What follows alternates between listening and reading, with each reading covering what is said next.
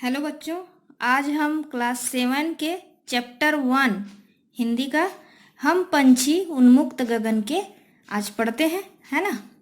तो यह इसके रचयिता कौन है? शिव मंगल सिंह सुमन। तो यहाँ पे हम लोग पहला पंक्ति पढ़ते हैं। हम पंछी उन्मुक्त गगन के पिंजर बंद न गा पाएंगे, कनक तीलियों से टकराकर पुलकित पंख टूट जाएंगे। हम बहता जल पीने वाले मर जाएंगे भूखे प्यासे, कहीं भली है कटुक निबोरी कनक कटोरी की मैदा से। तो यहाँ पे एक पक्षी के भाव के बारे में व्यक्त किया गया है कि वो स्वतंत्र रूप से कैसे रहना चाहती है। वह पिंजरे में रहना पसंद नहीं कर रही है। तो उन्मुक्त मतलब स्वतंत्र होता है, और पिंजरबंद मतलब पिंजरे में कैद होकर, पिंजरबंद पिंजरे में कैद होकर, और पुलकित मतलब रोमांचित, कनक तीलियां सोने के छड़े जो रहती है ना, जो पिंजरे बना रहता है जिसमें छड़ छड़ टाइप का लगा रहता है, तो कनक तीलियां उसी को कहा गया है। तो यहाँ पे हम लोग संदर्भ प्रसंग थोड़ा सा जानते हैं। यह हमारे काव्य पंक्तियां जो बसंत भाग 2 में संकलित क्या है, हम पंछी उन्मुक्त गगन के कविता से ली गई है। इसके रचयिता कौन है? शिव मंगल सिंह सुमन। यहाँ पर क्या बोला गया है कवि द्वारा? यहाँ पक्षी मनुष्य से अपनी अभिलाषा व्यक्त कर रहा है, मनुष्य से अपने मन की बात बोल रहा है। मनुष्य को कौन बोल रहा है? पंछी। ठीक है, तो इसका अर्थ जानते हैं। हम पंछी उन्मुक्त गगन के पिंजर बंद न गा पाएंगे। तो पंछी क्या बोल रहे हैं? हम स्वतंत्र खुले आसमान में रहने वाले हैं, हम पिंजरे में नहीं रह सकते। तो और क्या बोल रहा है? कनक तीलियों से टकराकर पुलकित पंख टूट जाएंगे। हमारे जो रोमांचित पंख है वह पिंजरे में जो कनक तीलियां, जो सोने की छड़ें जो बनी हुए हैं, उनसे टकराकर टूट जाएंगे। तो यहाँ पे पंछी जो है वो आज़ाद स्वच्छंद खुले आसमान में रहना चाहती है। तो यहाँ पे आप देखते हैं, हम बहता जल पीने वाले मर जाएंगे भूखे प्यासे, कहीं भली है कटुक निबोरी कनक कटोरी की मैदा से। तो यहाँ पक्षी फिर क्या बोल रहा है कि हम नदियों झरनों से बहता हुआ जल पीने वाले हैं, हम इसके बगैर भूखे प्यासे मर जाएंगे। हम लोग स्वतंत्र रूप से कहीं भी जल पी सकते हैं, और जो पिंजरे में रहने से जो सोने की बनी है, जो पिंजरे जो सलाखें हैं, तो उससे रहने की अपेक्षा तो वो कटुक निबोरी किसको बोला गया है? नीम के फल को, वो ज़्यादा उससे बेहतर है, उससे अच्छी है। और सोने की कटोरी में जो दिया गया मैदा वो हमको पसंद नहीं है, उससे भली वो नीम के फल हैं बोल रहे हैं। तो पक्षी आज़ाद रहना चाहती है। ठीक है, अब अगला पंक्ति पढ़ते हैं।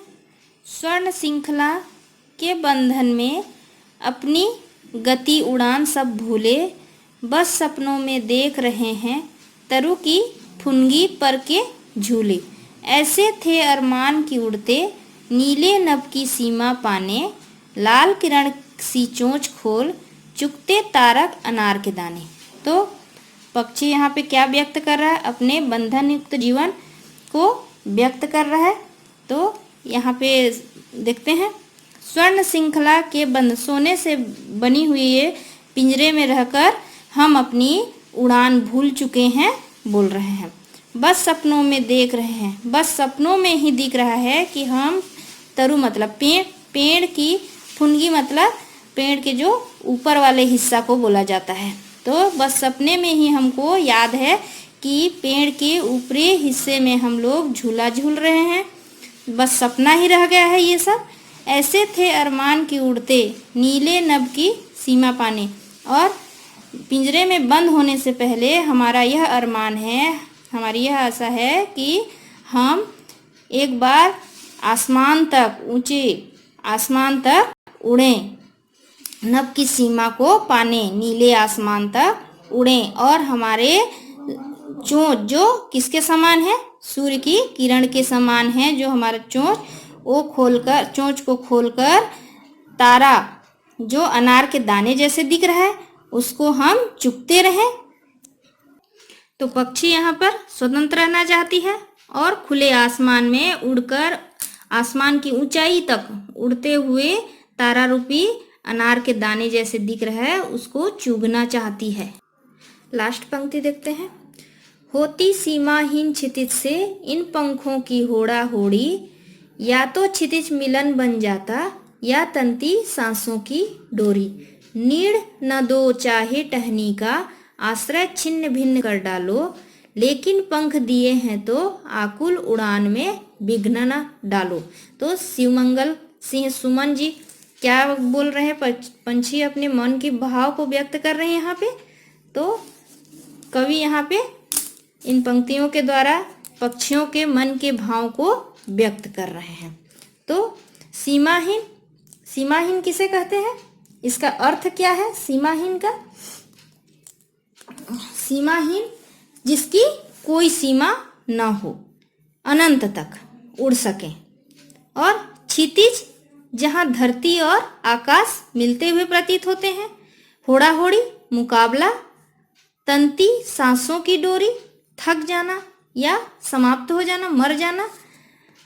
नीड़ घोंसला और छिन्न भिन्न नष्ट कर देना, आकुल बेचैन हो जाना।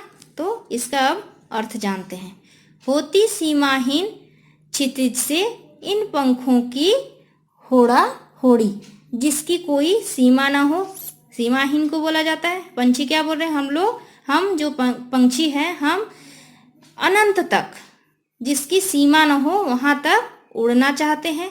कहाँ तक उड़ना चाहते हैं? क्षितिज मतलब जहाँ धरती और आकाश मिलते हुए प्रतीत होते हैं, मुकाबला करना चाहते हैं, इतनी दूर उड़ना चाहते हैं कि हम थक जाएं, हमारी सांसों की डोरी खत्म हो जाए, हम समाप्त हो जाएं। और पक्षी अब मनुष्य से क्या कह रहे हैं? नीड़ मतलब घोंसला होता है। हे मनुष्य, तुम अगर हमारे जो घोंसला बनाए हैं पेड़ों में उसको तहस नहस कर दो और जो आश्रय है उसको भी छिन्न भिन्न कर दो, उसकी हमको कोई परवाह नहीं है। लेकिन पंख दिए हैं तो आकुल उड़ान में विघ्न न डालें। अगर ईश्वर ने हमें पंख दिए हैं तो तुम हमारे उड़ने में कोई अड़चन न डालो, विघ्न न डालो। तो पंछी यहाँ पे क्या बोलना चाह रहे हैं? हमें स्वतंत्र रूप से उड़ने दो, हम आकाश में, आसमान में अनंत तक उड़ना चाह रहे हैं। तो इसमें हे मनुष्य तुम विघ्न मत डालो। चैप्टर 1 कंप्लीट हो गया, इसका अर्थ जान लिए। अब इसका क्वेश्चन आंसर मैं PDF में भेजूंगी।